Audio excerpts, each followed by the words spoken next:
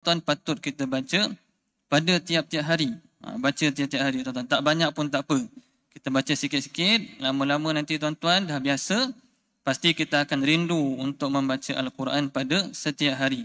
Sebelum kita bertemu dengan bulan Ramadan ni tuan-tuan, bulan Ramadan nanti target satu hari, satu juzuk. 30 hari, 30 juzuk. Jadi daripada sekarang ni kita dah cuba dah. Satu juzuk ada 20 muka surat. Mungkin hari ni tuan-tuan, daripada sekarang kita dah latih, satu hari kita baca banyak muka surat. Nak bertemu dengan Ramadan, kita target supaya kita mampu untuk mengkhatamkan Al-Quran di dalam bulan Ramadan. Seperti mana para ulama. Ulama tuan-tuan khatam banyak kali dalam bulan Ramadan. Bukan sekali je. Khatam banyak kali. Dan Al-Quran ni adalah kita punya bacaan seperti mana kata-kata Imam Al-Ghazali di dalam kitab beliau Ihya Ulumuddin. Ihya Ulumuddin ni tuan-tuan banyak kita belajar. Kita belajar di Malaysia ni antara kitab Imam Al-Ghazali Ihya Ulumuddin untuk kita menyentuh hati-hati kita.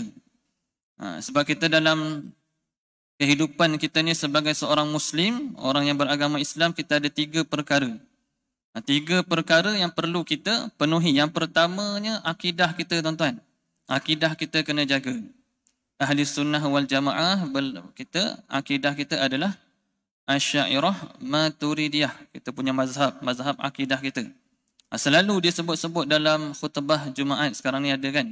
Khutbah Jumaat Negeri Sembilan, tiap-tiap kali Jumaat akan disebut kita punya mazhab Ahlussunnah wal Jamaah, akidah kita mazhab Asy'ariyah Maturidiyah. Kalau mazhab syariah ataupun fiqh kita pakai mazhab Syafi'i dan juga pakai juga tiga mazhab mu'tabar yang lain. Mazhab Maliki, Hambali dan Hanafi.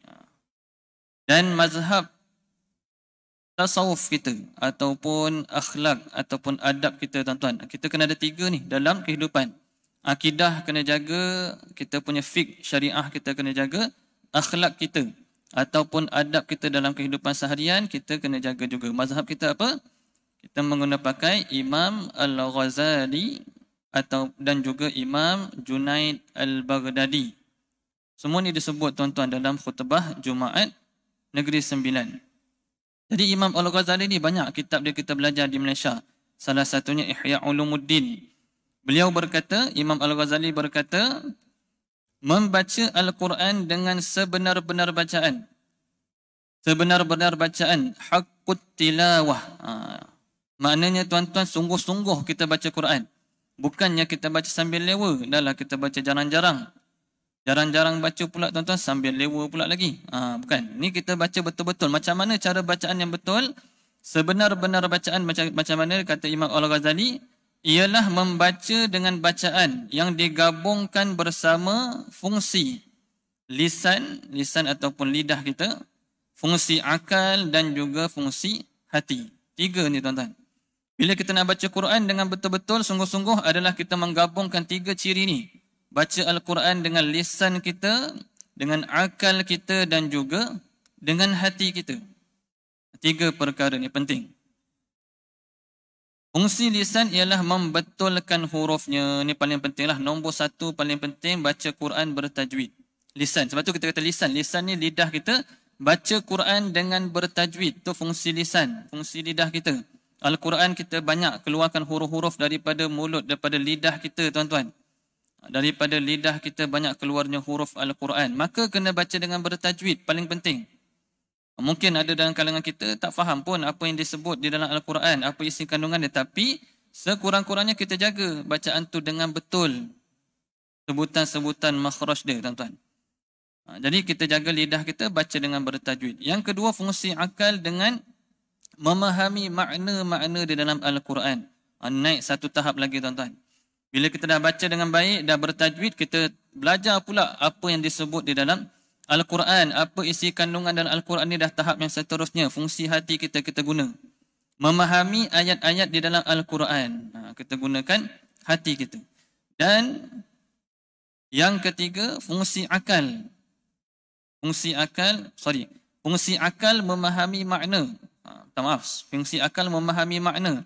Manakala fungsi hati adalah dengan mengambil pengajaran daripada makna-makna ayat tadi. Ada yang faham tuan-tuan apa yang disebut dalam Al-Quran? Belajar-belajar macam kita belajar surah Ar-Ra'du ni apa cerita dia, surah Al-Mulk apa kelebihan dia. Kita tahu dah, kita belajar datang masjid. Kita belajar akhlak-akhlak dalam Al-Quran, apa dia disebut dalam Al-Quran, macam-macam kita belajar. Ni kita gunakan fungsi akal, kita belajar. Tapi kita tidak menggunakan fungsi hati, kita tak ambil pengajaran. Kita tak amalkan apa yang kita dah belajar tadi. Kita baca elok, kita dengar apa isi kandungan Al-Quran, kita dah tahu dah, kita dah belajar, tapi kita tak amalkan. Maknanya kita tak gunakan fungsi hati kita. Fungsi hati tahap yang tinggi tuan-tuan, amalkan apa yang kita belajar. Akhlak-akhlak banyak disebut dalam Al-Quran, bersabar, fasbir sabran jamila, sabar. Kalau kita ditimpa musibah macam mana, kemudian bagaimana akhlak kita bersama dengan manusia, muamalat dengan manusia dan sebagainya. Semua tu tuan-tuan adalah kita mengambil manfaat, mengambil pengajaran, kita amalkan dalam kehidupan kita. Jadi kita belajar, apa yang tuan-tuan datang ni, belajar ke masjid, belajar di surau tuan-tuan, amalkan. Dah kita dah belajar, kita amalkan juga dalam kehidupan seharian kita. Ini adalah kata-kata Imam Al-Ghazali di dalam kitab beliau Ihya Ulumuddin. Membaca Al-Quran dengan sebenar-benar bacaan menggunakan fungsi lisan, akal dan juga fungsi hati.